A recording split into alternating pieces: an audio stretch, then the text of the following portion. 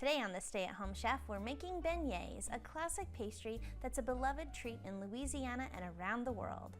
But where do beignets come from? The origins of this delicious pastry can be traced back to France. So what makes them so special? They're easy to make, so let me show you how. All you need is a simple dough, some powdered sugar, and some hot oil to fry them in. To start, we're gonna make our dough. In the bowl of a stand mixer, we're gonna combine 1 cup of warm milk, 1 tablespoon of instant dry yeast, 2 tablespoons of sugar, and 1 teaspoon of salt, 3 tablespoons of salted butter, and then 1 egg. Give that a quick mix. Then add in about 2½ cups of the flour, and use the dough hook to mix on a low speed. As the flour starts to incorporate into the dough, increase the speed to medium. Add more flour as needed until the dough is soft and tacky but not sticky. The dough is perfectly blended and it's not too sticky, not too dry, so you're gonna take that and transfer that to a greased bowl. We're gonna cover that with a towel and let that rise for about an hour until it's doubled in size. Now that the dough has risen, it's time to fry the beignets.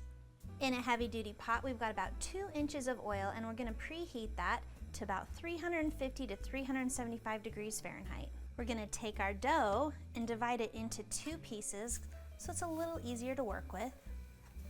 And roll each piece out into an oblong shape that's about 1/4 of an inch thick. Then using a knife or a pizza cutter, cut that into about 16 to 20 pieces. You can dust the pieces with flour and set them aside or place them right into the hot oil. Fry the beignets for about 90 seconds on each side or until they achieve that deep golden color. Remove them from the oil and place them on a baking rack or paper towel-lined baking sheet to let some of the oil drain off.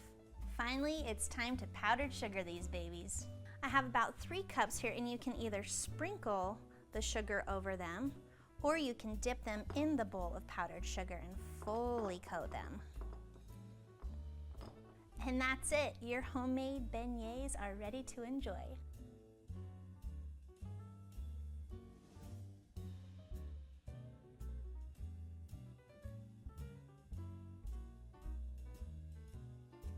Thanks for watching. You can find the full written recipe in the video description below. Be sure to check out thestayatHomeChef.com, where you can find hundreds of restaurant quality recipes you can easily make at home. See you later.